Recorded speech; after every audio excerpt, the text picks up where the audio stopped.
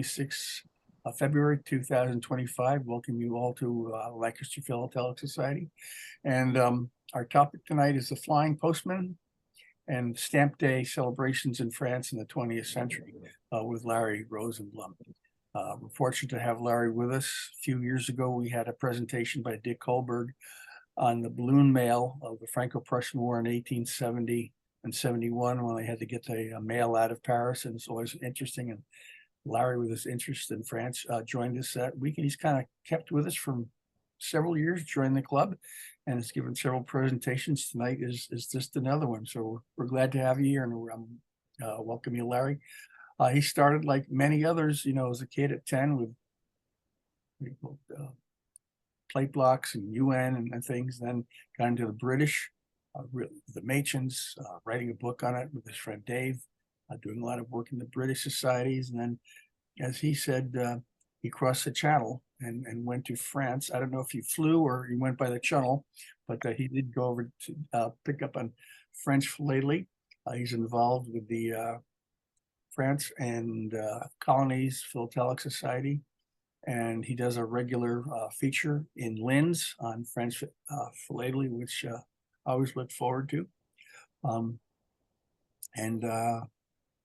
I think that's it. So please join me then in welcoming Larry.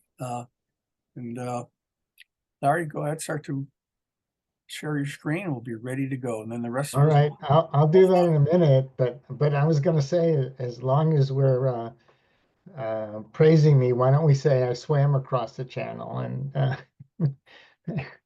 yeah, did you really? I mean, yeah, no. Okay, now some people do, right?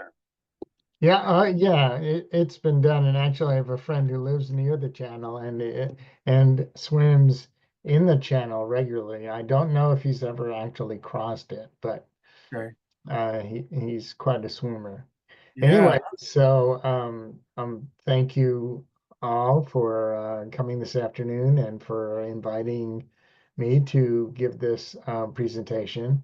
I'm going to talk about Stamp Day.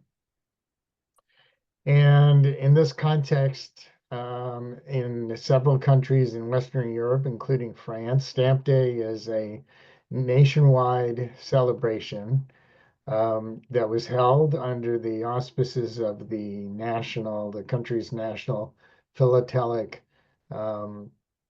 federation, and the post office generally cooperated by having a kiosk or a postal station and a special cancel. And in many cases, and in the case specifically of France, they issued one stamp every year for Stamp Day, starting at the end of World War II and through the rest of the 20th century, at which point in France the celebration changed somewhat, and I'll talk about that at the end. So let me share my slide here and we can begin.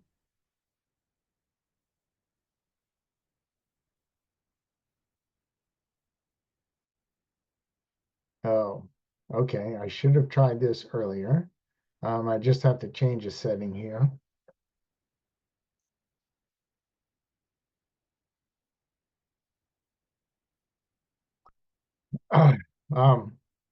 Sorry, Paul, I should have tried this. I have to quit Zoom and rejoin. So give me a minute and I'll be back.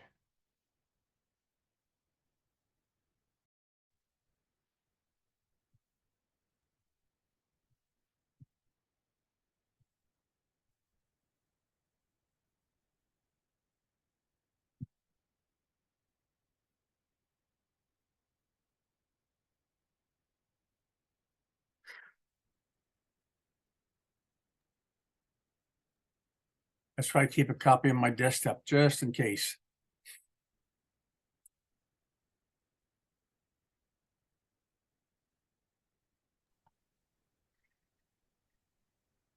Okay, I apologize. This is actually a new computer, and I guess I haven't zoomed on it, and so I had to set something up. All right, let me try sharing now. Here we go.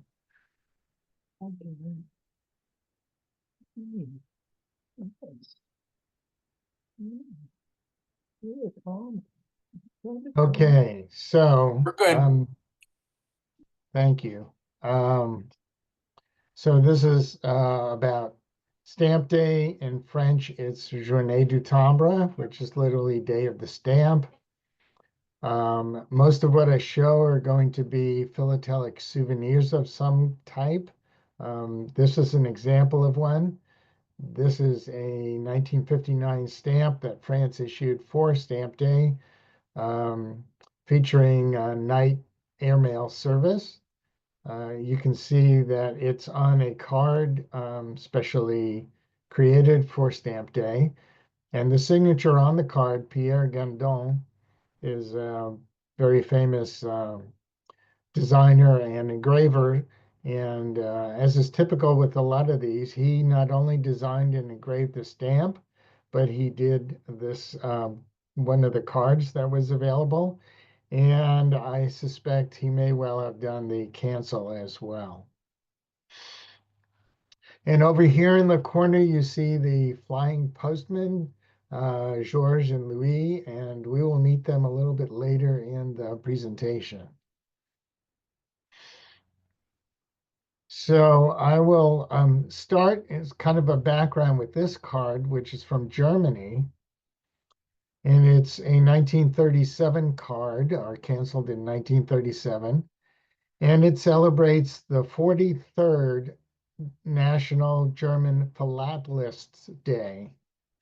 So these kind of celebrations that we're talking about go back to the late 19th century, at least in Germany. And I'm not sure what the distinction was, but Philatelist Day in Germany is different than Stamp Day. As we'll see in a few minutes, Germany celebrated Stamp Day in 1937 as well as this Philatelist Day. So Stamp Day, as we are going to talk about it, in Western Europe was first held in Austria in 1935. And so this is the card that was published by Philatelic Group in Austria. Yeah, it says in German, Stamp Day. It looks like the background is a family, perhaps looking at a stamp album. Um, no, I guess it's a mother and father looking at a child. That may be an Austrian stamp. I guess I haven't looked that up. The stamp day there was held starting on December 1st. And you can see that the postmark is a special one that the post office had for Stamp Day. Stamp Day was also celebrated in Austria in 1936. Here I'm showing a cover to make the point that it's not only postcards specific to Stamp Day that could be canceled, just like at stamp shows today, you can bring any validly franked object to be stamped.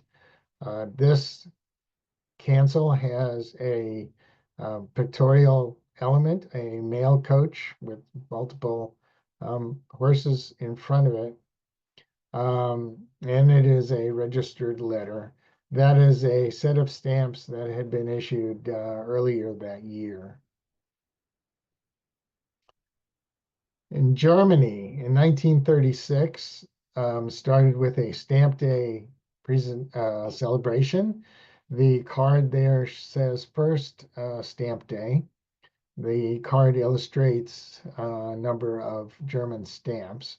And they celebrated it, as you can see on the cancel, on January 1st of 1936. Now, this card has an imprinted stamp on it, not a postage stamp. And this is what we call stamped to order. Several countries used to do this. I know that Great Britain used to do this as well. People could submit their own postcards or envelopes and have stamps imprinted on them, the indicium as we call it. So this has a 3 Pfennig stamp and printed on this privately produced postcard for Stamp Day. Now, at this year, um, the German Philatelic Society was one of the groups attending the meeting of the International Federation of Philately, the FIP, and they proposed at that time that all member nations have an option to celebrate Stamp Day on the first weekend after January 7th. And this motion was approved by the FIP to start the following year. The reason the Germans chose January 7th was that that's the birth date of Heinrich von Steufen, who is the founder of the Universal Postal Union. So now we move on to 1937, the first official stamp day that was approved by the FIP. This is the German card. It is one of two versions. There, in addition to this one, which has the text in French, there's a similar card with the text in German. I find it a little interesting that in 1937, the Germans published a card in French. But I guess number one, philately is really not political. And number two, the German Postal Society must have had members in French-speaking areas, perhaps Switzerland more than France. But nonetheless, here it is in French. The text reads, during the 11th Congress in Luxembourg, the FIP decided to organize a Philatelic Day for all the affiliated countries on the first Sunday after the 7th of January. It's a little interesting that in French they used the terminology Philatelic Day rather than Stamp Day, which is what it says at the top of the card. The idea of having a uniform date was dropped after 1937 because it was pretty clear that not every country was able to hold an exhibition every year on effectively the second weekend in January. And as we'll see, France picked days throughout the year as Stamp Day celebrations occurred. Of note in 1937 was that Belgium is the country that issued the first postage stamp specifically for Stamp Day. However, they didn't go to a lot of effort for it. What they did was take an existing stamp and reissue it in a different color. So this is the Stamp Day version in gray. It is a definitive stamp. It pictures the heir apparent to the Belgian throne, Prince Baudouin, who eventually did become King of Belgium some years later.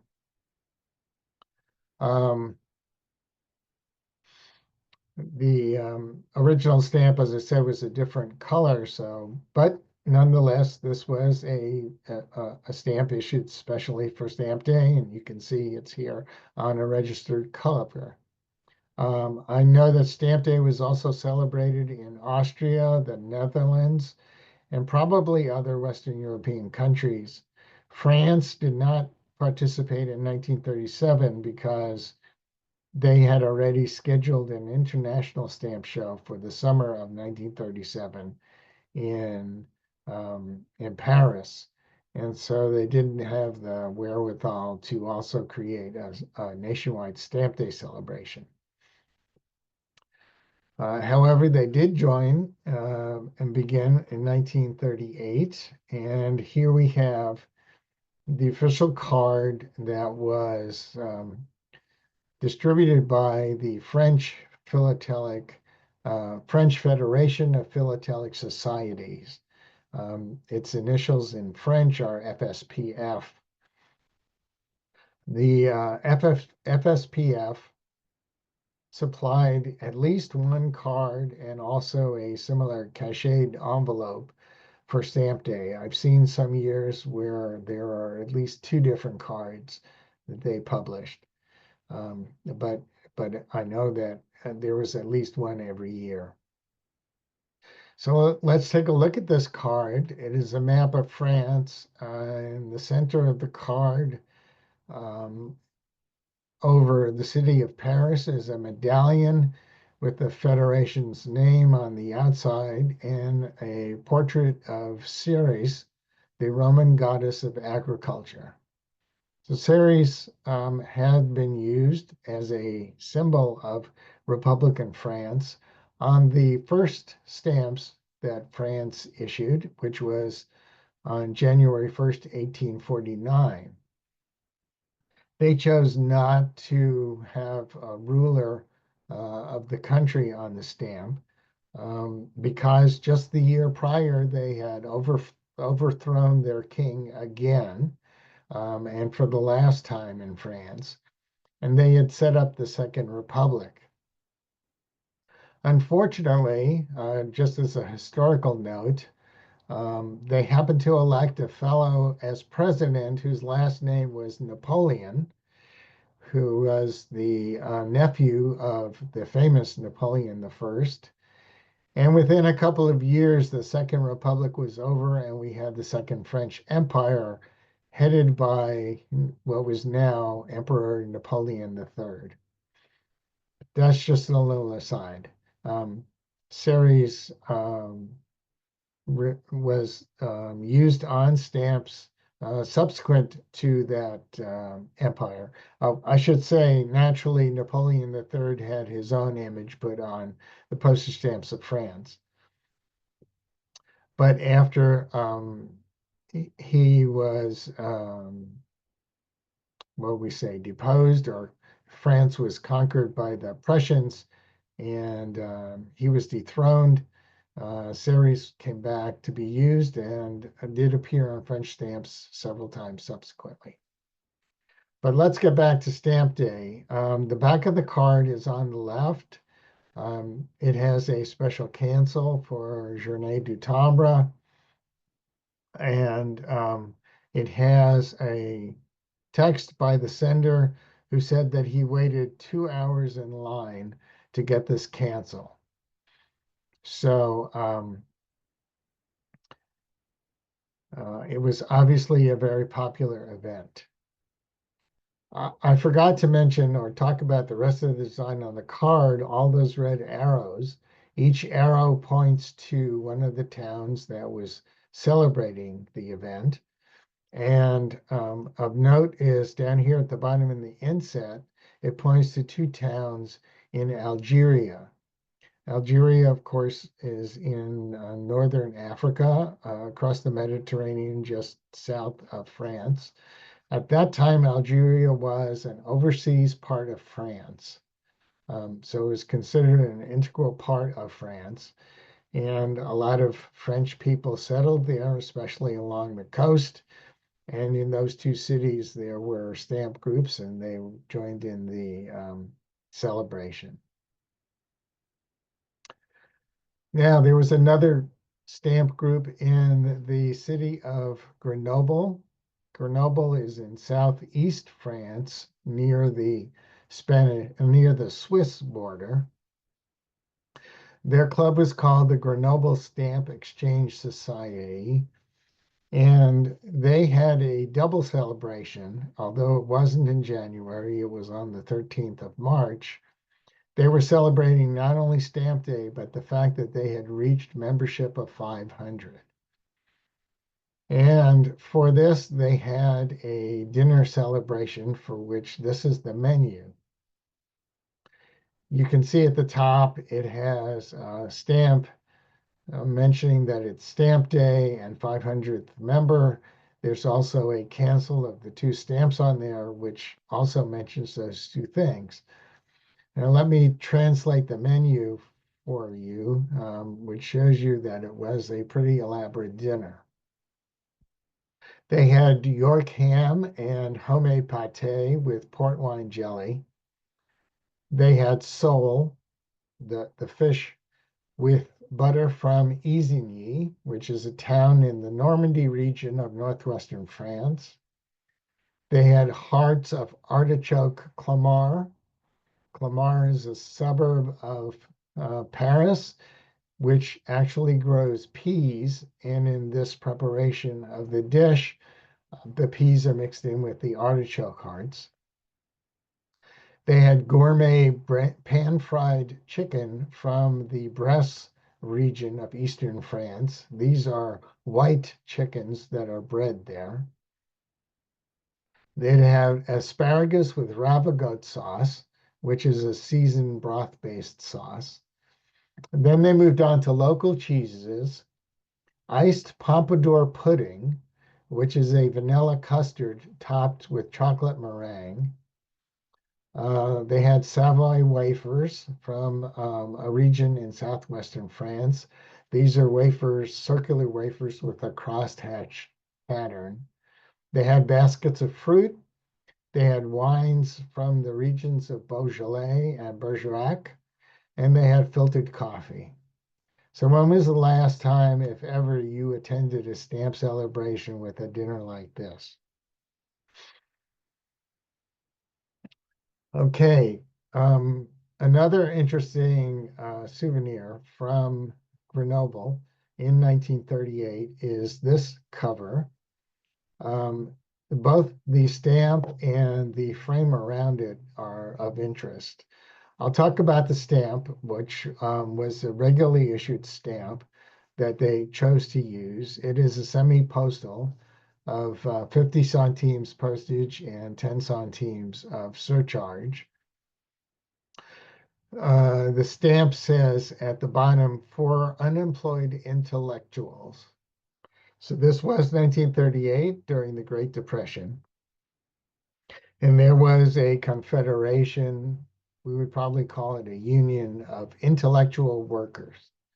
And intellectual workers were defined as one who derives his or her livelihood from work in which the effort of the mind, with its initiative and personality, usually prevails over physical effort.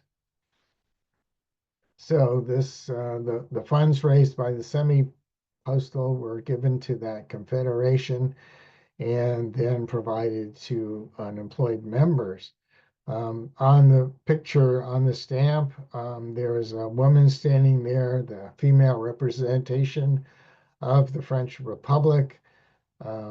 She's wearing her Phrygian cap, and she's there providing aid to someone who looks like perhaps an author or obviously somebody who's working at a desk.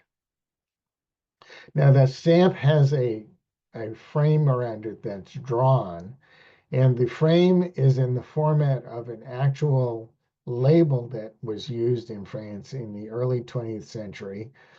You see an inset with the label at the bottom right. That label is called a porte timbre, which literally means stamp carrier. So it was a label with a frame with text around it, and then a blank space in the center size to fit one of the current definitive stamps. So this particular porte timbre is an anti-alcohol um, uh, text. The text starting at the top says "War on alcohol." Alcohol gets you drunk. Absinthe renders you crazy, and then alcohol kills. So the Grenoble Society for this envelope mimicked a porte timbre, and the frame of that just has a society name on it. But you see over on the left that someone added to this cover, alcohol makes you drunk. So it was definitely sent by someone who was against alcohol. Also in 1938, the Philatelic Club of Nice produced a set of 10 postcards, 10 different cards with this same format each card having a different young lady in native dress appearing over the coat of arms of Nice. Of some interest is the back of the card, where they took two of the currently existing stamps and obliterated them. Um, the stamp on the left is obliterated completely with then the wording and dropout lettering, stamp day, Nice, 1938. And that same lettering is overprinted on the second stamp. To my knowledge, that would make the stamps unusable. It would be considered defacing the stamp, but nonetheless, the post office canceled it. The post office also added a registration label, even though the card was obviously not mailed. One more thing to note is that duplex cancel, which consists of two parts, a circular date stamp, and then a message, stamped a message on the other part.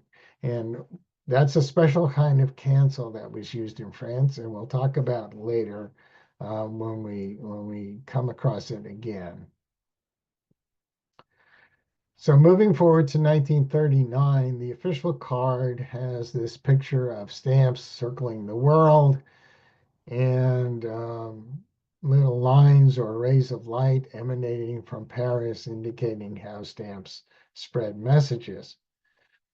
What is interesting to me about this um, card is the large red stamp on the cover. That stamp actually was issued 2 years prior in 1937. It pictures the winged victory of Samothrace, which is a Greek statue of the goddess of victory, the goddess Nike. It was found on a Greek island by French, someone from France, and I think an ambassador or somebody, an official from France. And the statue was brought back to France, and it is now prominently displayed in the Louvre.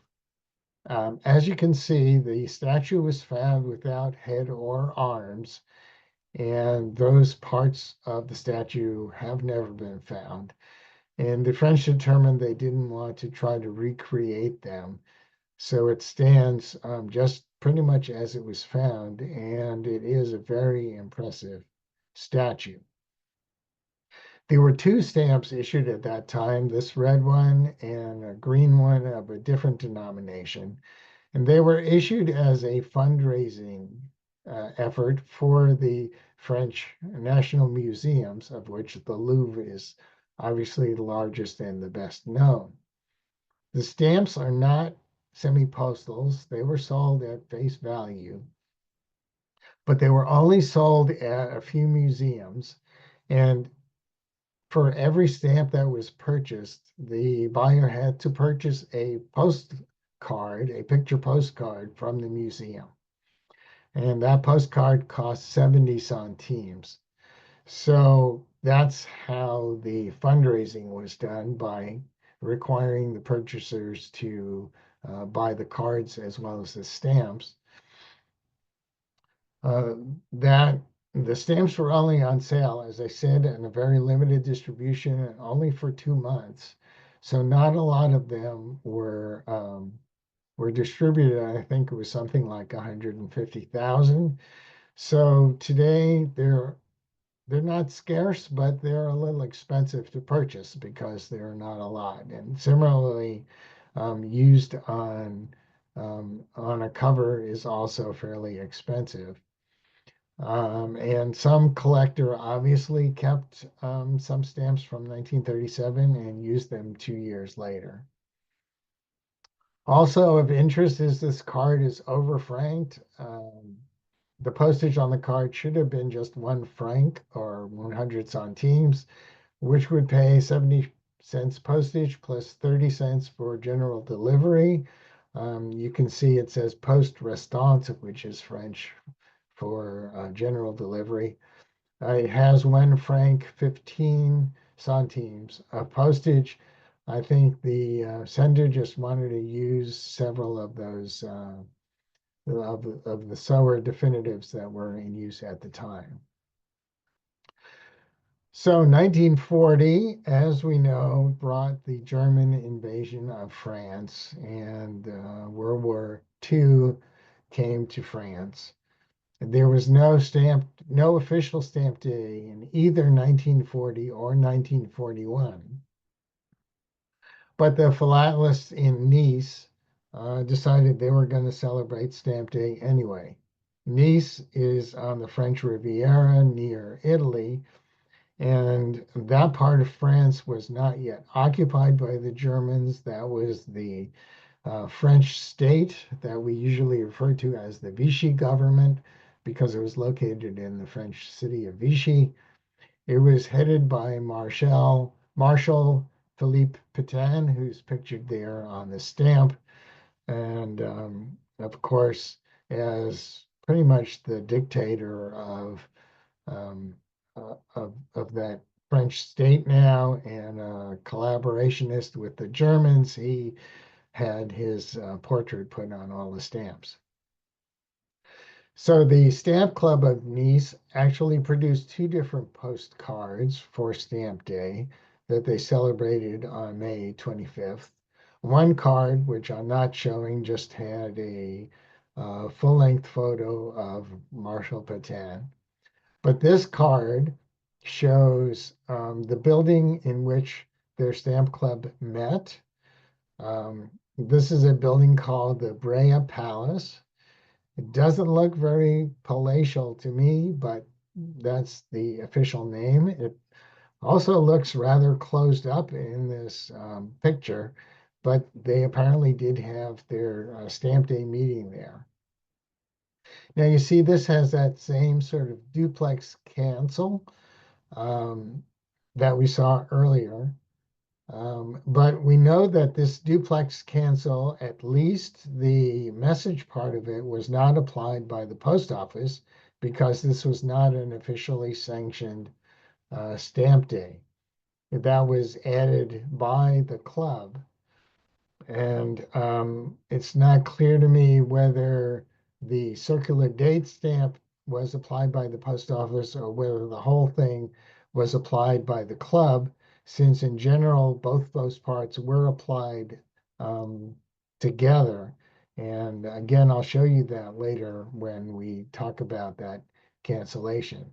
I reversed out the message part of it so you can see that it says the third stamp day, Nice, 1941.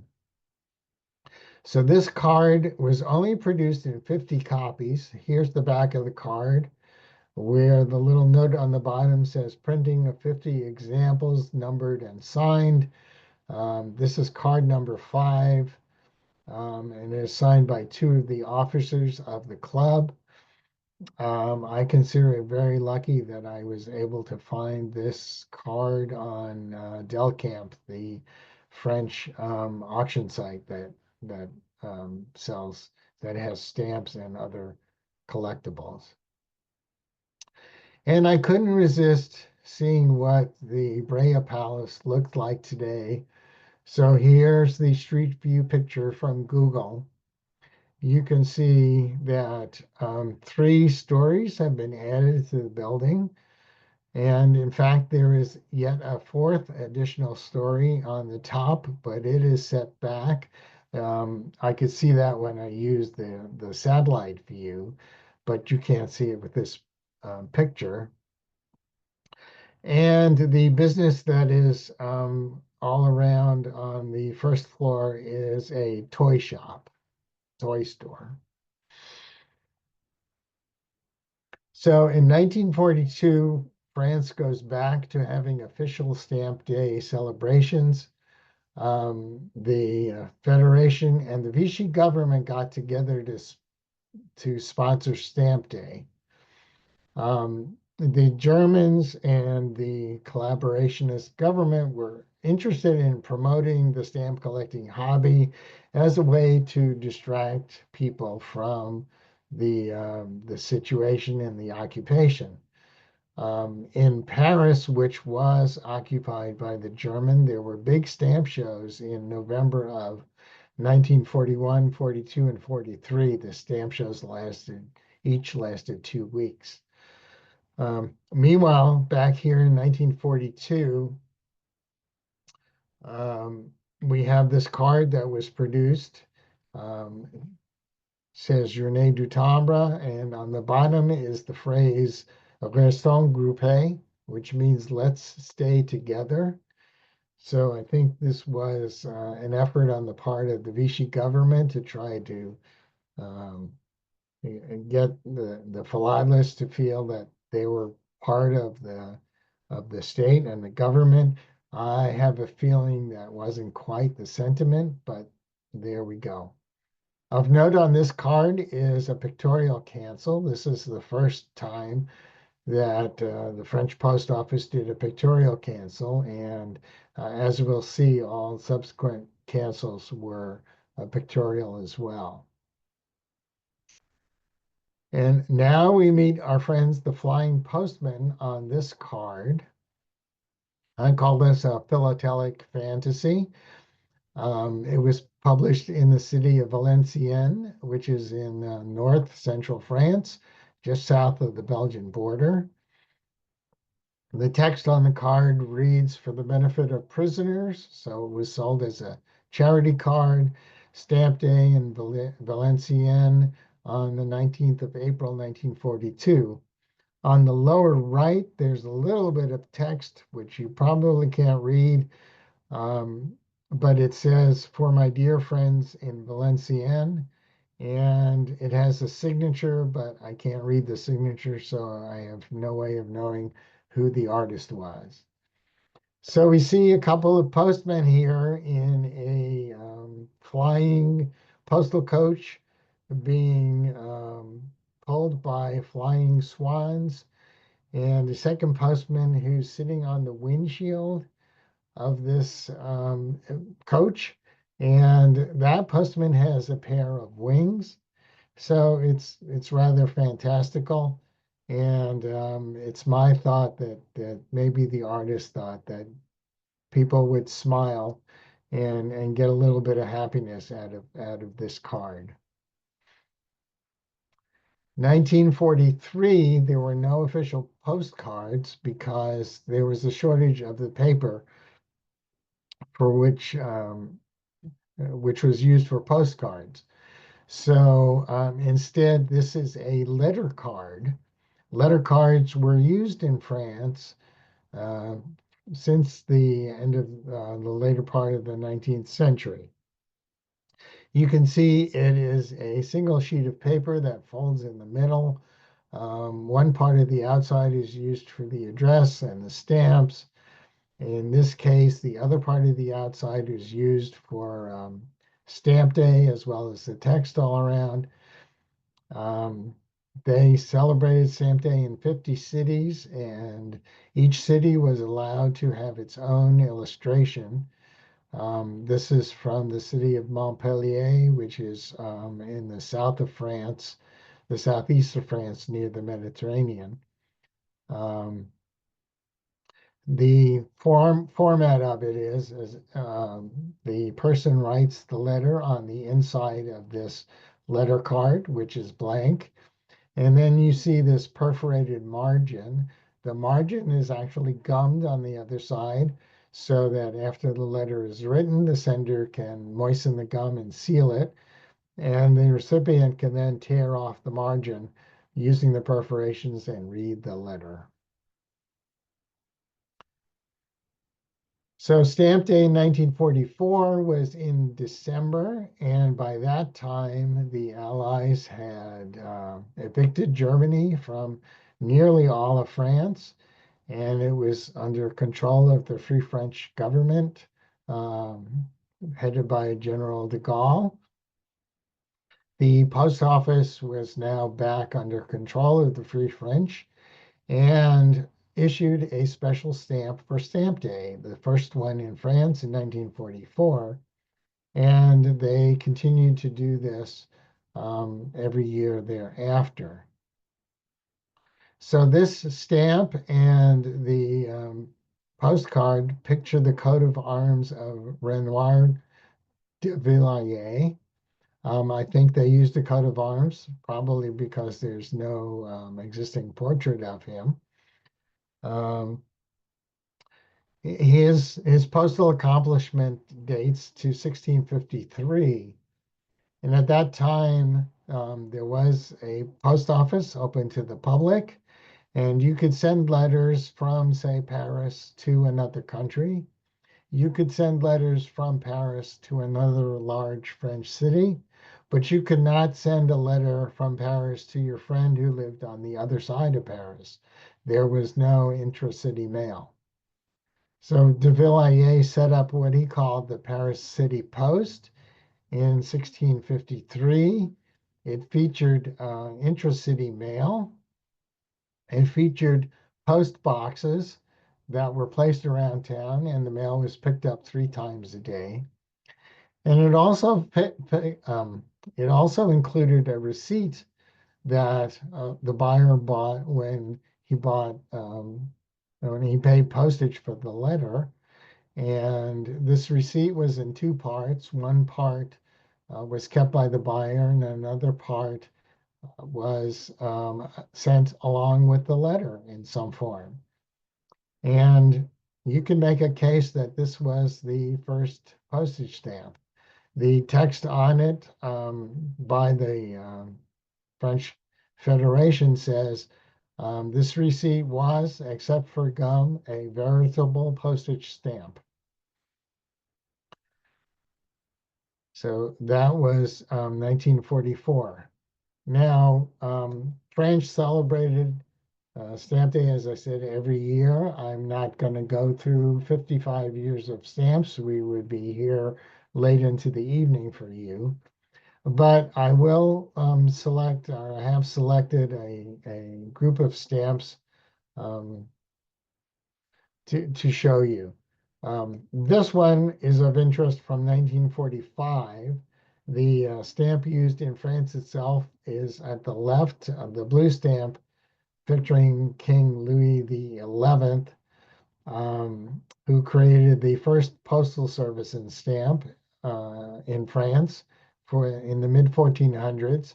But typically, the postal service was only for royal use, just like the first post in Great Britain was also only for royal use.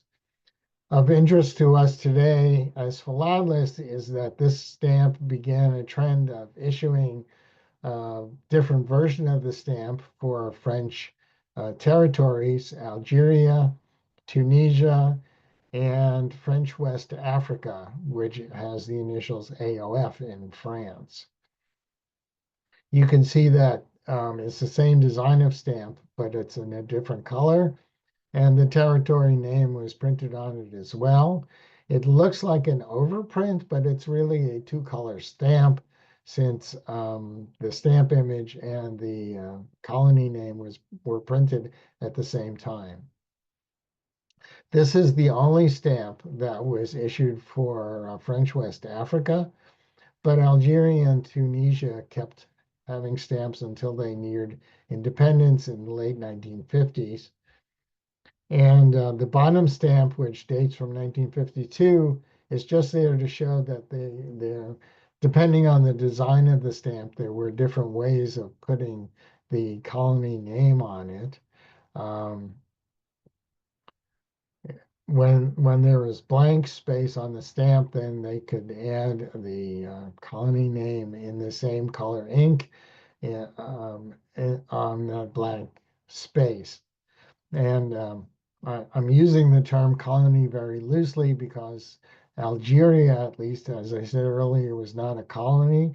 It was considered an integral part of France. Tunisia was a colony or something similar, as was French West Africa, which was a combination of multiple colonies. So what I'm going to do for showing you examples of stamps through the rest of the century is do it by themes. So the stamps all had postal themes, but I broke them down a little bit further into various themes. And one theme was famous people, that 1944 stamp of de Villiers was a famous person. This is 1947, featuring Francois Michel Letellier, the Marquis of Louvois, who was a minister of King Louis XIV. As was the practice then, he bought the office of the General Superintendent of Posts in 1668, and he's noted for centralizing postal operations and making them more efficient.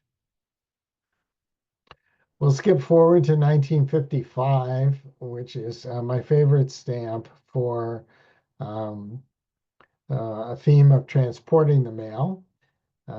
As Paul mentioned earlier, I really have enjoyed studying and learning about the balloon mail of 1870 to 71 during the Franco-Prussian War.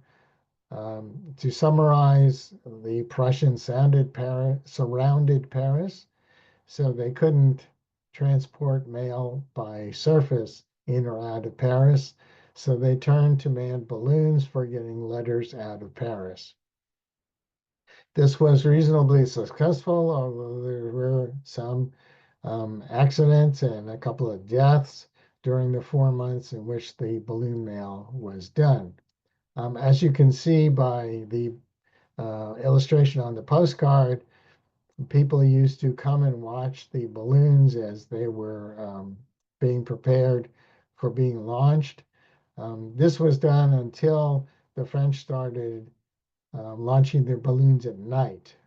When the balloons went up during the day, the Prussians who were on the outside of the city would fire at the balloons. So the French figured that if they launched them at night, it would be harder for the Prussians to shoot at them. And I see that our flying postmen, Georges and Louis, have come over and apparently want to have a ride on the balloon, but sorry, it's not available anymore. We'll skip ahead to 1986, one of the stamps on the theme of transporting the mail. This stamp pictures a mail coach, a coach of the type called Briska, which was introduced in the 1830s in France. You can see by comparison on the booklet cover, the Briska is the one on the left. It doesn't have a lot of room for cargo. It was used for short haul carrying of mail with low volume. It was the last type of coach that was introduced in France because that was the 1830s, and by the 1840s, coaches had been pretty much been made obsolete by the railroads. So this stamp is notable philatelically for two things. First of all, it was the first one issued in a booklet format, as you can see here, a pane of 5 with 2 labels, and the pane was attached to the cover by gluing the margin at the top. This stamp was also issued in sheet format with the same design but a different color. So 2 stamps for Stamp Day starting this year. And that practice continued for the rest of the century. This cover has an interesting story, which I'll tell you in a minute. The stamp, which dates from 1969, is in delivering the mail theme. And the stamp pictures a horse-drawn omnibus that was used to take the postmen from the post office to the beginning of their route. And so it was part of the delivery of the mail.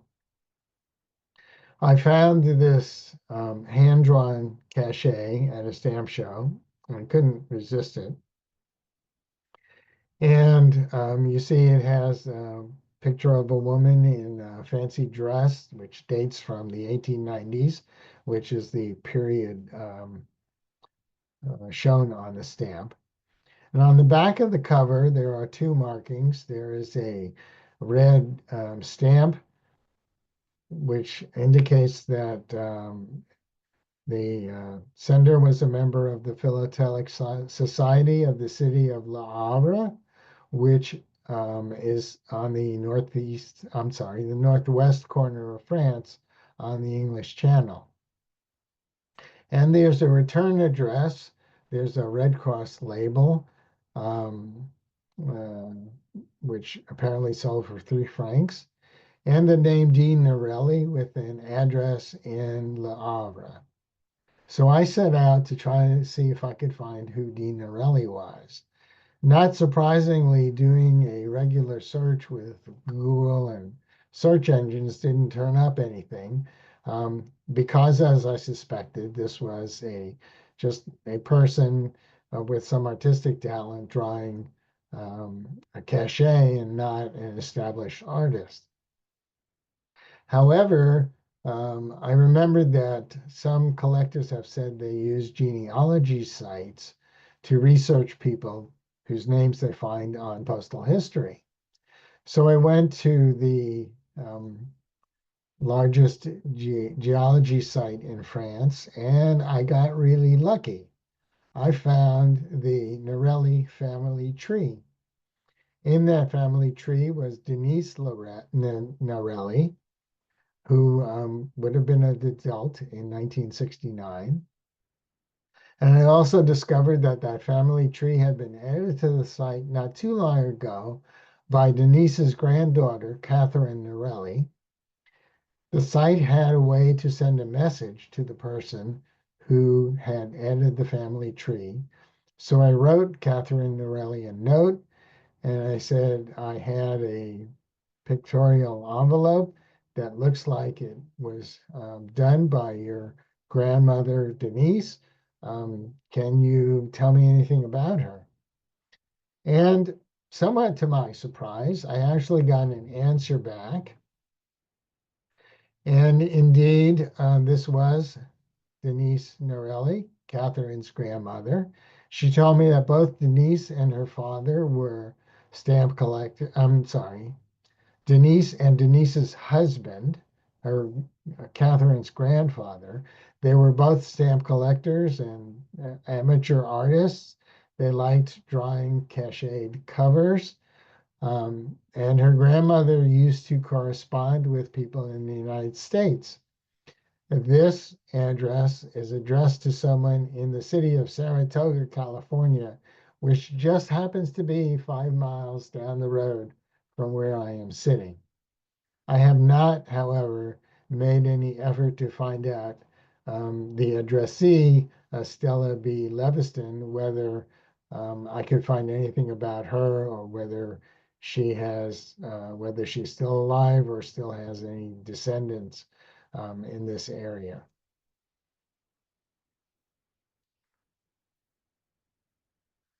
Now, this is an unusual stamp shown here in an unusual format.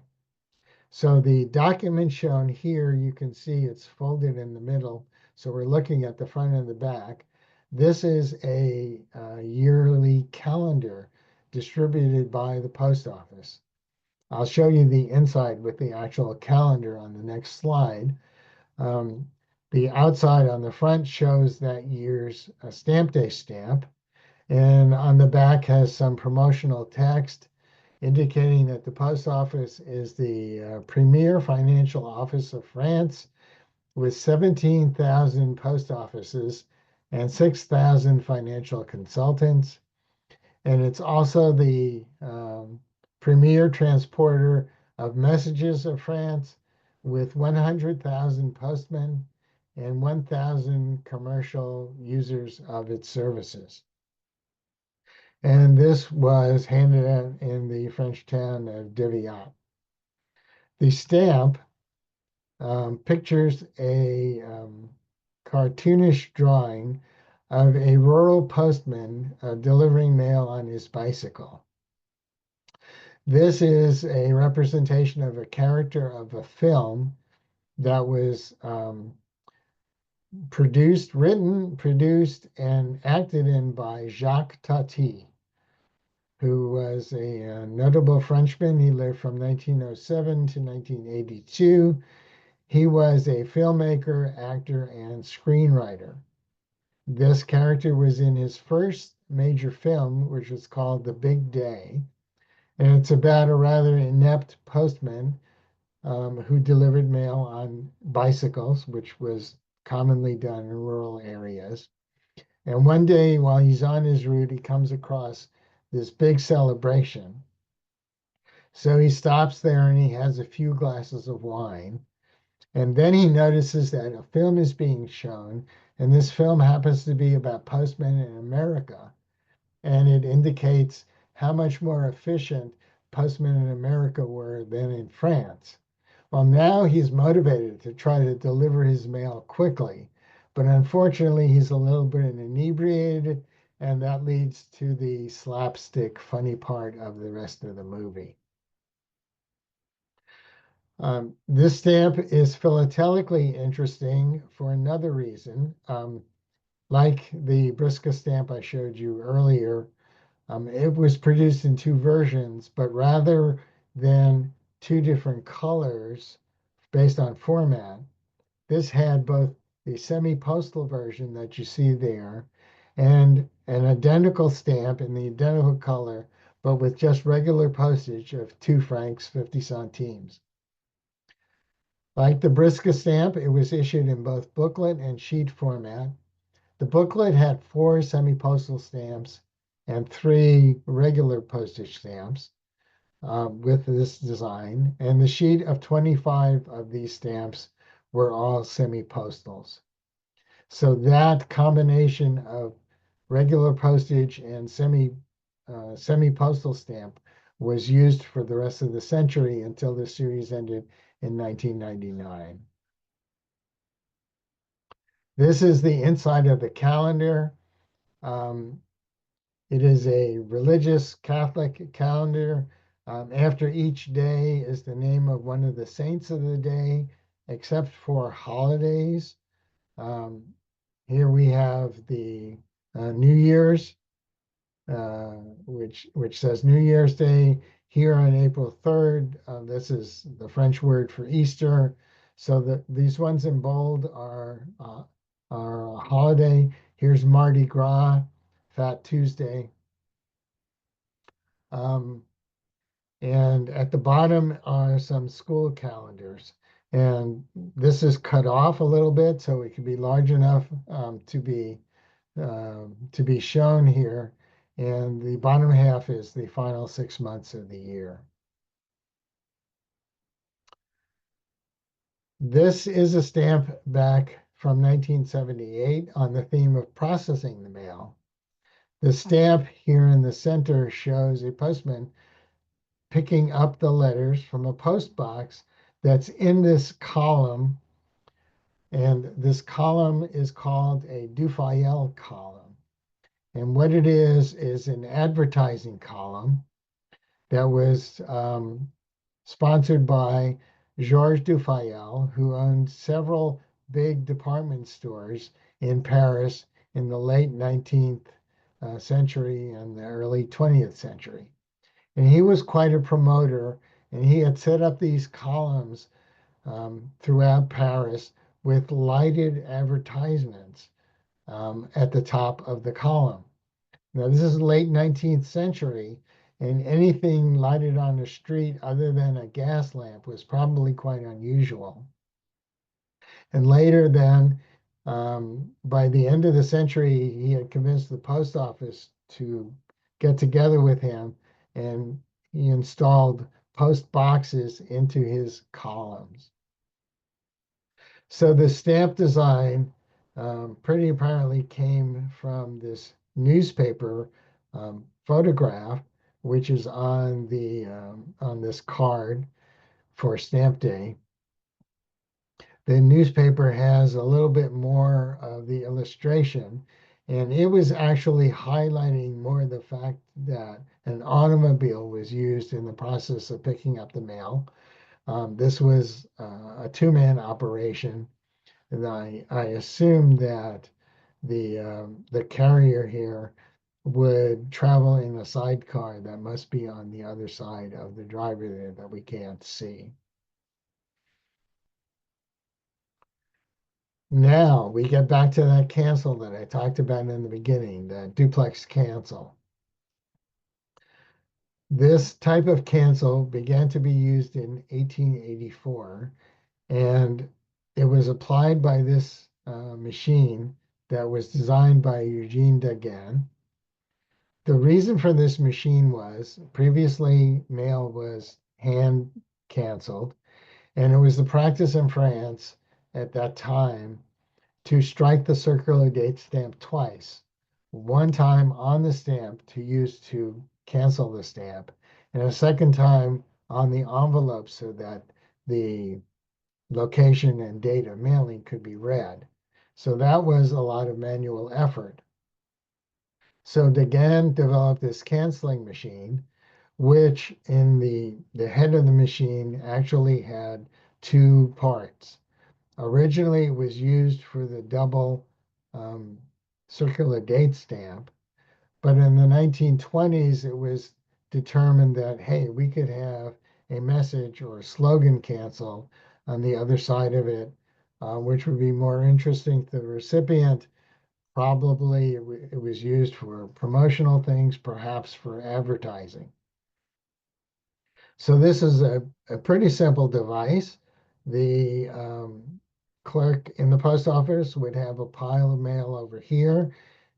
I'll assume it was a man, would take one envelope and put it on this pad here, strike this bar with his hand, putting the cancel on the envelope, and then removing the cancel.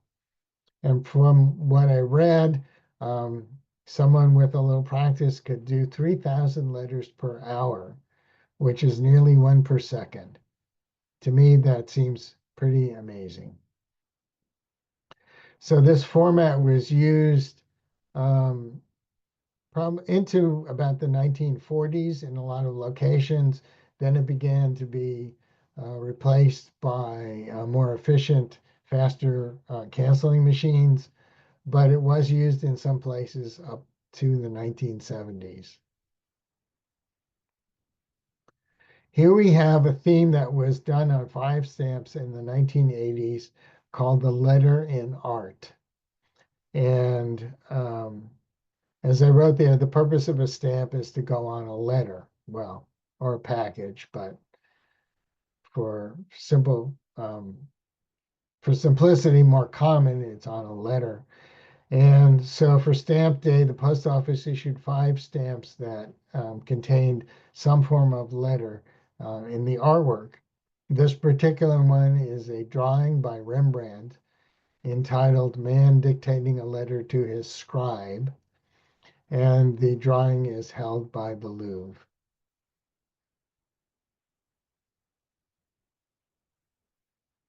Um, Here we have the only stamp issued for Stamp Day that has to do with stamp creation. I find it a little interesting that this essential part of the story of the stamp was only featured once in 55 years, but that's what we have. So here we have the stamp showing the hands of an engraver who is engraving a stamp size image on a die using a tool called a burin, and some of the other tools are pictured there. The image on the postcard shows additional tools, and it shows a magnifier, a kind of microscope that the engraver could use to look more closely at the die. This stamp was designed and engraved by Pierre Becquet, who also did this card and almost certainly did the cancel as well. similar to the card that I had on my first slide, which was also done by the stamp and the card and the cancel were done by the same person. The theme of stamp on stamp was used for 5 different stamp designs, starting with this one in 1976. So this pictures a stamp on stamp of the Peace and Commerce series. One of the original stamps is down here at the lower right. This was a series that was introduced in 1876. So this was a centenary. This stamp was designed by Jules Sage. And the postcard is interesting because it shows 3 designs that he submitted. And as you can see, it was the bottom design that was accepted, but it wasn't retained as such for operational reasons. The stamp was engraved by Louis Mouchon, and he modified the design to have a single block in the lower portion, covering up part of the globe. And this was for efficiency regions. In the original design, which had the denomination just sort of etched into the globe, uh, an engraver would have to do a completely a complete design each time there was a new denomination. With this format, Mouchon engraved a single master die that had a blank box here. That master die was then used to create secondary dies, and the secondary die would have the denomination added to it. And then that secondary die would be used to make the multiple dies that actually printed the stamp. This was back in the day of flat plate printing. So it was a number of individual dies that were attached together to make a printing plate. And you see here on this actual stamp, in this blank box, they put the 2 dates of the centenary. Now, stamp on stamp wasn't done again until 1994. This was the first of the 1990s ones. This picture's Marianne by Edmond Dulac. And this has a World War II story on it. The stamp dates from 1944. It was prepared earlier than that, though. It was one of a few stamps that were requested by General de Gaulle to be prepared in advance outside of France so that there would be stamps to be used as parts of France were liberated. So he chose Edmond Dulac, who was a Frenchman who had emigrated um, to England several decades before. Um, Dulac was a very talented designer, and he came up with this design of the stamp, which is here on the card as well as in the stamp on stamp. And this accurately reflects the design, except the denomination in the lower corners has been removed. So this stamp and the one issued the subsequent year, Marianne by Gandon, were both shown on stamp stamps for Stamp Day. Then in 1996, the format changed, and in the last 3 years of this design, 96, 97, and 98, it was slightly different format. This is the original stamp, the Rights of Man series that was first introduced in, I believe, 1902. No, 1900 was the first one. And the central portion of this design was now printed on the Stamp Day stamp. This stamp actually had 2 different versions of it. The first version was a slightly different design, which had the denomination in basically a square block. It was designed and engraved by Louis Mouchon. It was not liked at all. It was heavily criticized. So, in an attempt to improve it, he redesigned it. He put the shield in here for the denomination and touched up the outside. And it's that version that was issued in 1902. And it was still not very popular at all. So, in fact, for use in France, this was replaced by the Sower design very soon afterwards. However, this design was used in French colonies and territories for several decades. The stamp here, the 1997 stamp, is shown here as um, a corner block, the sheet stamp. It was also, as I had mentioned, booklet stamps. It's signed by the designer Charles Bridoux. The tiny credit here on the bottom of the stamp, which you probably can't make out, says gives the name Bridoux, and it says after Mouchon, which is the way the French say that the design is based on Mouchon's design. So we have reached the end of Stamp Day stamps with a postal theme. In 1999, the last Stamp Day stamp changed to what I describe as a popular culture theme. It pictures a comic book character, Asterisk, who dates from the time of the Romans. He is a Gaul from a village which the members, residents of that village have discovered a magic potion, which you kind of see there, which gives them extra strength, and they use that to fight off the Roman army. So this comic was introduced in France in 1959.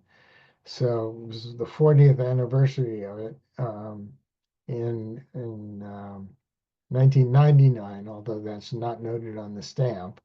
That comic is still published today, and it has become the best-selling European comic book series. You can see that this stamp has a format that was never used. It was issued on this miniature sheet as well as in sheet format. The following year, France changed the festival name to Stamp Festival, Fête du Timbre in French. And they continued issuing stamps with this current popular themes, automobiles, pets, all sorts of common topically oriented um, stamps. And personally, I have little interest in it, so I drew the line at the end of Stamp Day.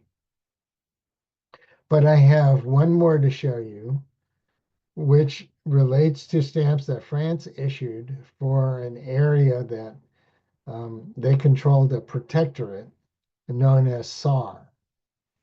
So this was an area that was um, part of Germany, southwest Germany, known as Saarland. And after the Allies took control of Germany, this area was kind of split off as a special protectorate, and France issued the stamps and controlled the currency in Saar. So that happened in 1945, and France started producing stamps and introduced Stamp Day stamps in 1950, and did that for 7 years through 1956. This is the 1952 stamp. You can see by the relationship of the stamp to the card that it was an oversized stamp. Quite a few stamps of SAR were oversized, and that was based on a practice that Germany had of issuing some oversized stamps, um, apparently for use in the SAR region. So France continued that.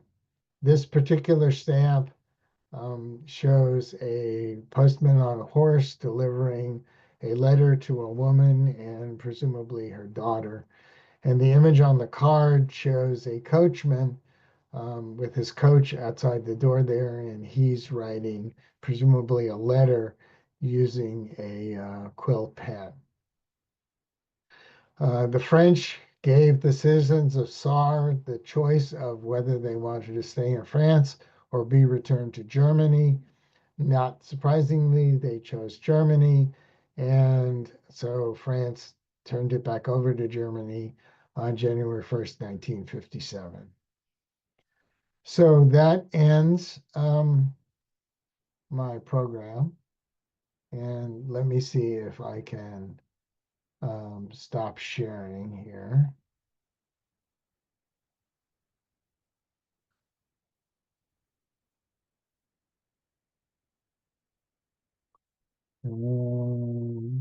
Maybe here. No. Well, I can't. Oh, here we are. Okay. Back to Hollywood Squares. Thank you very much, Yes. Larry. That was Yeah, excellent. Larry. Great Thank you. material. Really Okay. appreciate Now that. I will be glad to take any questions. Folks, any Larry, questions? this is Mike.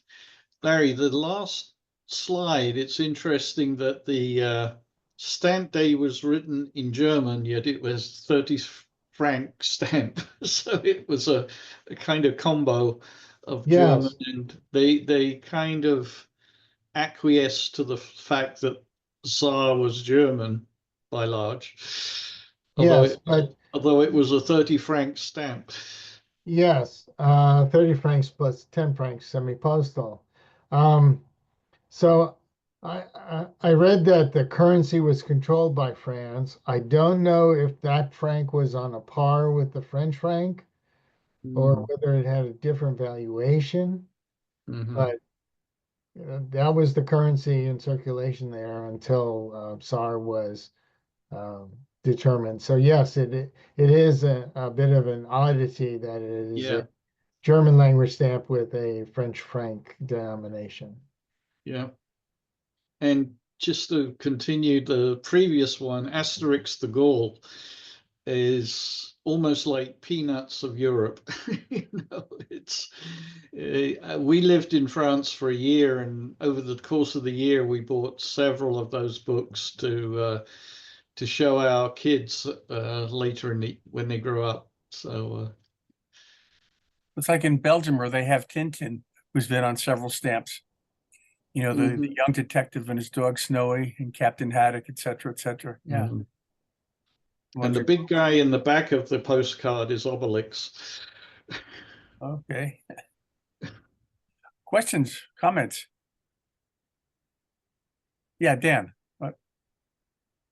You just bought a horse. um, is there anything, Larry, in the United States like a stamp day for a quill? No, not that I know of. I can say there was none in Great Britain. Mm-hmm. I've seen no evidence of anything like it in Canada. Um, I've seen it in a few other countries. I believe there was Stamp Day in Italy. Obviously, as I mentioned, Austria, the Netherlands, possibly Luxembourg, Mm-hmm. Belgium, obviously. Um, I, I I didn't do any research into those countries, so I don't know if they continued throughout the 20th century as France did. I don't know how many of them issued how many specific stamp for Stamp Day. It Mm-hmm. just outside of my area of interest.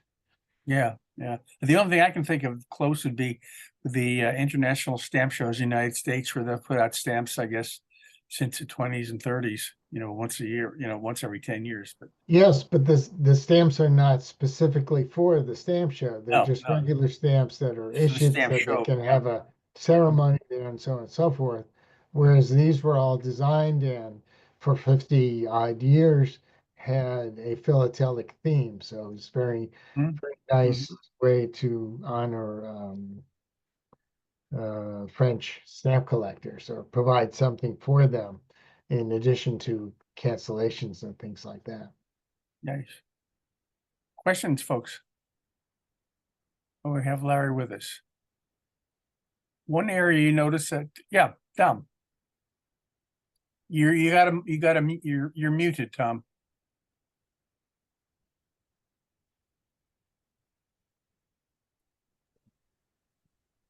The United States does have a National Stamp Day, Okay, July 1st, when the first stamp was issued. No stamp for it, but it is National Stamp Day. interesting. You know, if nobody knows it, you'd think that having a stamp would be, kind of important, but yeah. Did that start with USPS with the, the Well, 717 one we affair? could always, Mhm. I missed you. Did it start Say in again. 71 with the USPS? When we went from the post office department to USPS, July 1st. No, actually, hang on here. When you said about we should do about a stamp, someone should get a hold of Graham Beck. He's with the Yeah. Postal Commission now. Roosevelt started it. Okay, that makes sense. Maybe we can get them to, But Graham Beck is with the 10,000 Citizens signatures. Committee for the. Yeah. Good, okay. And Larry, on the, one of the stamps, you're saying that there's a 30 cent surcharge for general delivery. What The was that? I think postal it was- rate, Yeah, it's not on the stamp, but it was an extra fee for general delivery. so in other words, if I wanted to go to Chicago, to a certain post office and just have my mail delivered there, I think of that as general delivery. I show my ID. Are we talking the same thing too? I think so. That was my impression, although that particular card had the name of a hotel on it as well.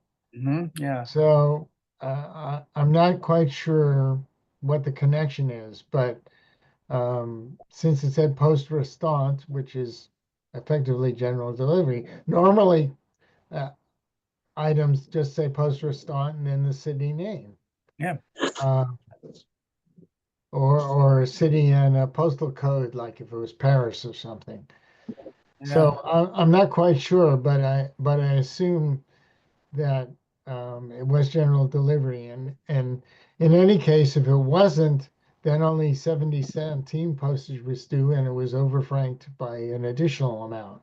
Yeah. But it's a philatelic cover, right? Many of them are overfranked. But thank you. Other questions?